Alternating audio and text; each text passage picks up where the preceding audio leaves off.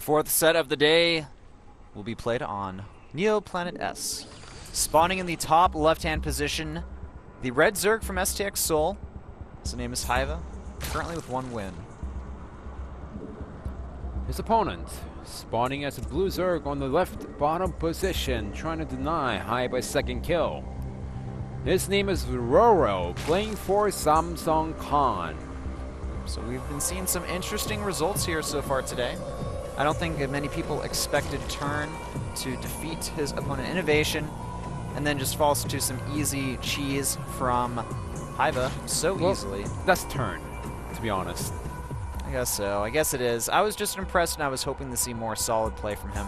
We didn't get to see his macro game TvZ, and that's what I was actually really curious to see due to the way he played in his first 2 matches. Well, given how he gained his confidence once again today with a victory against Trap and Innovation, certainly all he has to do is work on his TvZ against Roro back at the practice house. And I do believe when it comes to the macro game macro game TvZ, excuse me, I do believe it's at a high level, but not just enough to defend against all the pushes from the Zerg player. That's true. Alright, well, looking at the build so far, we're going to most likely see identical openings here from the players.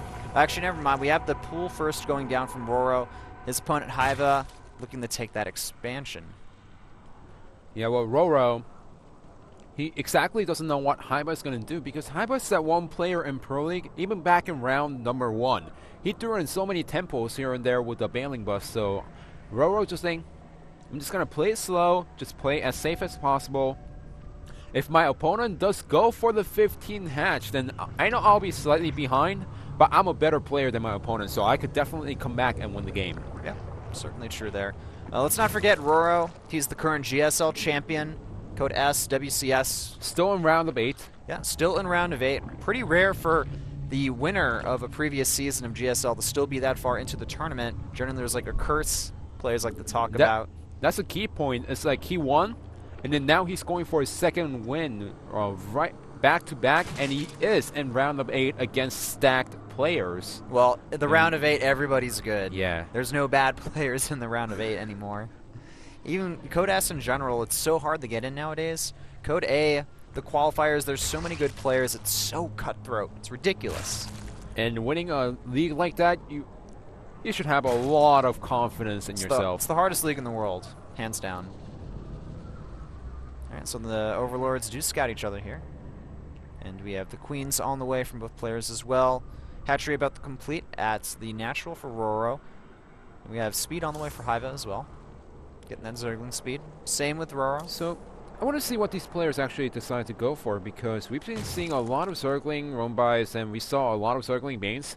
But we saw tons of Muta versus Muta wars in GSL, not so much in Pro League. We saw maybe like 5 or 6 Muta wars, and then some of it was really one-sided, some of it was like, you know, really drawn out, but some other players have been going for really early roach aggression. Some players have been going for investor play against the Mutas. That's true. And you know, with the recent change to the Spore Crawlers, I'm not sure if it's actually in on the Korean server quite yet, but that will buff the damage of the Spore Crawlers to 15 plus 30 biological. So they do around a little bit around 50 DPS or so, a bit more to air units. That's actually like a huge like warning sign to Zerg players saying, hey, if you're gonna go mutas, you better be able to deal with the Spore Crawlers. Yeah, it's like watching Brood War once again, where some players decide to go for a spireless play and they depend on the spores to defend against the mutas. Yeah, could certainly happen. Very, very possible. I think Blizzard just did not intend for the Muta to be so powerful here. And alright, looks like Roro, his Lings are... One of them is dead. The speed finishes just a little bit earlier for hyvaa. That's what allowed him to pick off that first Zergling here. The second one may get picked off as well before it can get into the main base and do some scouting. But we have a lot of Zerglings out on the way for hyvaa. It's true. He's going for the aggressive push here. Once again, it worked in the first set he played, and now in the second set he's playing here. Could go ahead and work again. Nice positioning from Roro. He's got the Banelings. It's going to force away his opponent hyvaa for now. We have more Banelings, though, on the way from Roro. Yeah, well, those Banelings are going to try to go for the Zerglings, but also nice cancel on the Banelings. However, there's a lot more Banelings from hyvaa. The Baneling's connecting. They're going to take out that Spine Crawler. Hyvaa really wants to end this game quickly here. If Roro can defend, he'll be in an amazing position here, but he has to defend. Yeah, well, he's doing a nice job getting a splash, and he has the Banelings for himself against the Zerglings and the Banelings. Also, nice Spine Crawler position on the back. That Queen is not going to be feeling too well. Acid exploding all over him constantly here. And finally, it is taken out. Roro still has enough defenses right now. That Spine Crawler, though, it needs the root in time here. The Banelings so far not doing any damage to the drones, though. So Roro doing a good job at staying alive here, but the Banelings are just coming constantly here from Hyvaa. Banelings are coming constantly, but how many drones did he lose in the middle of all this? Maybe 1 or 2. Still stabilizing. Roro actually has a crap ton of minerals right now. The Queen is still alive and well. I don't know how he did it. Usually the players, the Zerglings, get a force around and finally does get taken down, but not after defending. But he does defend against Hyvaa's hyper-aggressive play. And now he bought more time to defend against Hyvaa's Zerglings. Those Commandolings there did their job. So this Baneling is going to be killed off pretty soon here. More Banelings just constantly attacking into these structures here. That Evolution Chamber will die pretty fast here. Hyvaa moving back to his main base with all of his Zerglings now. Currently the drone count 28 to 31. Roro stabilizing here. He's supply blocked, and he's actually got a lot of minerals in the bank here. He needs to do something with that. Well, he exactly doesn't know what's happening outside of his main natural, so he's in a situation where, do I have the drone up right now, or do I have to go for more Zerglings? Am I well fortified enough to go for the drones? So he does decide to go for the drones here. Up to 41 now.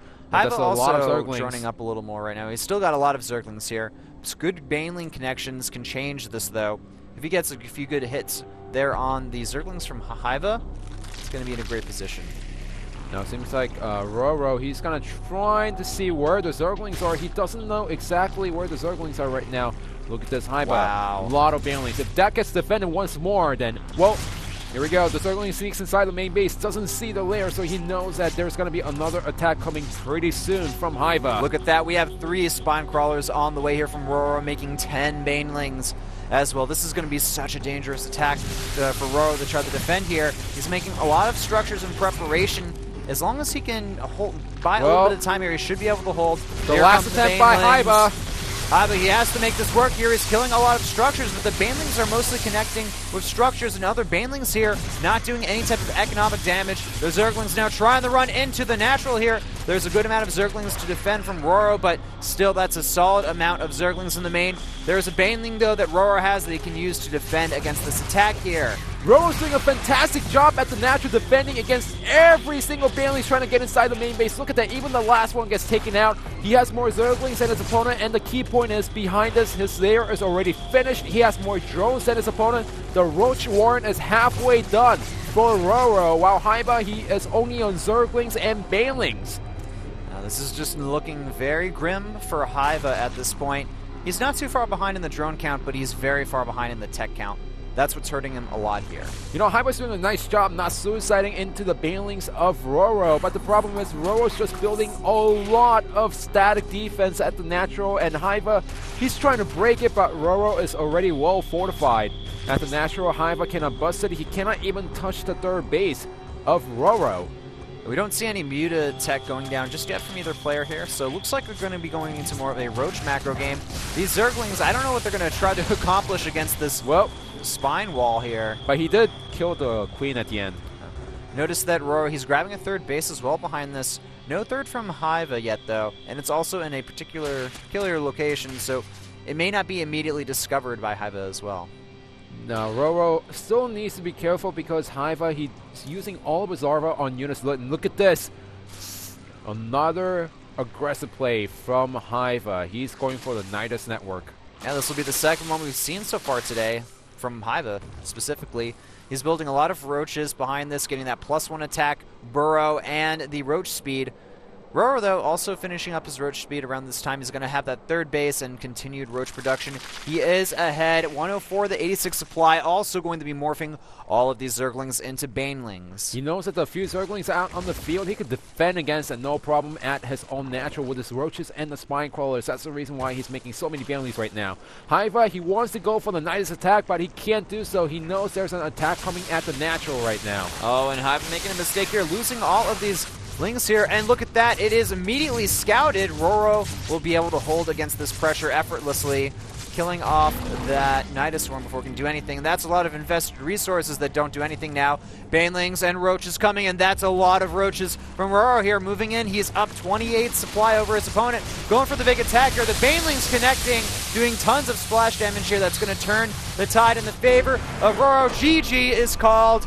Samson Khan taking the 4th set. Hey Turn, this is how you defend against aggression. Just build a lot of static defense at the natural and just go for one strong push when you know that you defend it against the attack instead of when you think you defend it against the attack. So, as usual, seeing very solid ZvZ from Roro. It seems like he really understands the match.